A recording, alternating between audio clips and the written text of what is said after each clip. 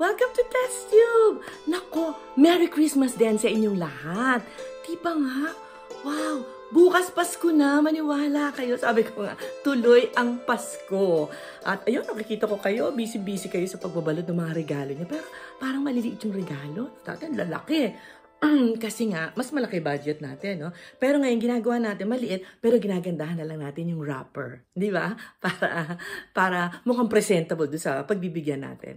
Hayaan nyo na yan. Ganon din, medyo nag-simplify tayo, tone down tayo, dahil nga sa, alam nyo na, limited ang ating budget. Yung mga handa natin, medyo sumimple din, ano? Dati, queso de bola.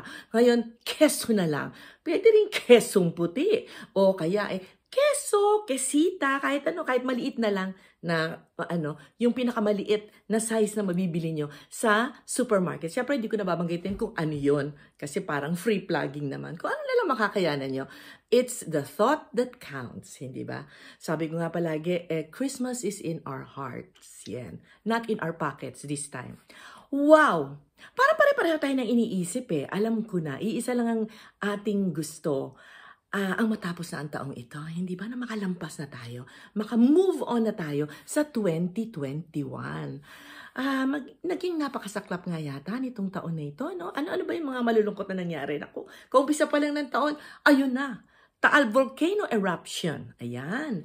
Pagkatapos naman, pagdating ng March, ayun na. Ang global pandemic ng COVID na hindi natin akalain. Hindi natin alam kung ano itong nangyayari na ito. Na talaga namang nakasalanta sa lahat. Maraming nabawian ng buhay. Ang lungkot talaga. Pero ano pa nga ba ang susunod doon? Yes, ang susunod naman doon ay syempre, wow! Talagang ayaw tigilan, ano? Di ba? Na-lockdown na tayo lahat. Ang nangyari naman, nagsunod-sunod naman ang bagyo ninyo dyan. Di ba? Lalo na yung Ulysses. Naku, maraming nabaha, maraming nasalanta ang bahay, may mga namatay din. Walang tigil talaga.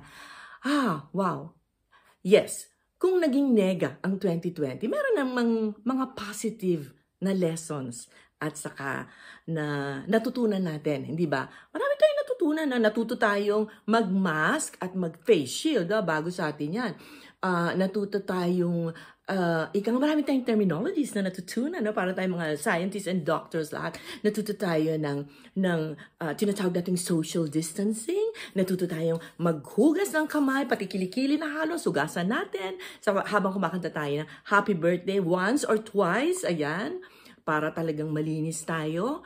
Ano pa ba? Ang dami nating mga terms like spike, social distancing spike, swab test, rapid test, GCQ, General Community Quarantine, ECQ, Enhanced Community Quarantine, di ba? Ayan. Dami talaga nating natutunan. Rapid test.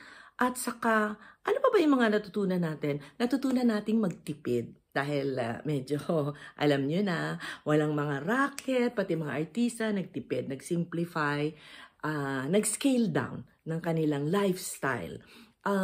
Pagkatapos, natuto tayong magnegosyo. Dami nag-online, di ba? Kung ano-ano yan. Mula sa Tocino, Puchero ba? Meron din.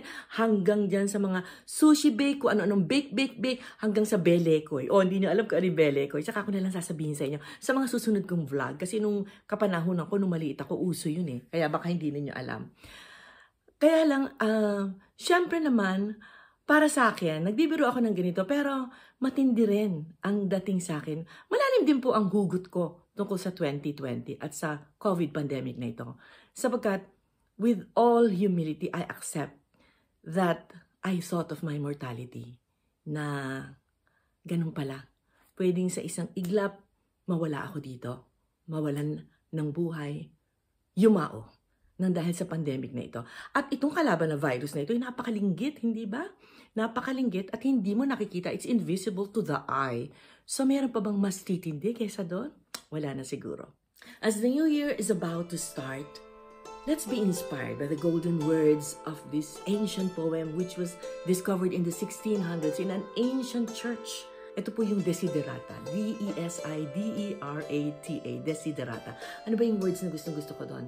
Ang sinasabi doon ay, gather strength of spirit to shield you from sudden misfortune. Ayan po, magpakatatag tayo tibayan natin ang loob sapagkat hindi natin alam kung ano ang mga bagong mahihirap na hamon na ating haharapin ngayong 2021, di ba? Akalain ba natin na magkakaroon pa ng bagong strain ng coronavirus na talagang mas madaling matransmit at mas marami, di ba? Libo-libo na naman ang nagkakasakit, lalo na nga sa England. Ako, napakasaklap naman. Nandun pa naman yung aming daughters na si Alice at saka si Lucy Puli. Nandun din ang mga kapatid ni Roger, si Rosie, si Jill, ang kanyang asawang si David Vance. Naku, dami namin kamag-anak sa England. Kaya labis po kaming nag-aalala doon. Pero akalain din ba natin, di ba, on a positive note, na makaka-develop na ng vaccine? O, di ba, ang tibay, 3 pa yan. Akalain ba natin yon? Di ba hindi? Pero nandito na. So, anong ibig sabihin po nito? May pag-asa tayo, may bagong umagang darating. Opo, hope springs eternal. Let's believe in that. There is a light at the end of the tunnel. Maaring maliit yan, pero lalaki din yan. Lalaki yan at magliliwanag ang tunnel. Makikita natin. At magiging safe na po tayong lahat laban sa virus na ito. Darating din yan. Let's all positivize and believe in that. Okay? At syempre, bago pa rin po ako magtapos, ito pa rin po ang napakagandang sinasabi ng Desiderata. I-google nyo na lang po. Yung first few lines niya, go placidly amidst the noise and haste, and remember what peace there may be in silence. Yan po, ang kulang na kulang tayo, silence. Napakaingay ng mundo, napakaingay ng utak natin, napakaingay ng social media, ng kapaligiran natin. Let's silence our minds and our heart. And as we go into that calm space na talagang kalma tayo at tahimik tayo at mapayapa, magdasal naman tayo kahit paigsi lang at magbigay-pugay tayo sa ating pinakamamahal na si Jesucristo. Because the birth of Jesus Christ is the true meaning of Christmas. Di po ba? Hanggang dito na lamang po. Maligayang Pasko sa inyong lahat.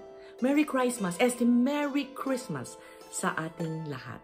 And let's hope for a better, brighter, safer 2021. From Tessie of Test You. Bye!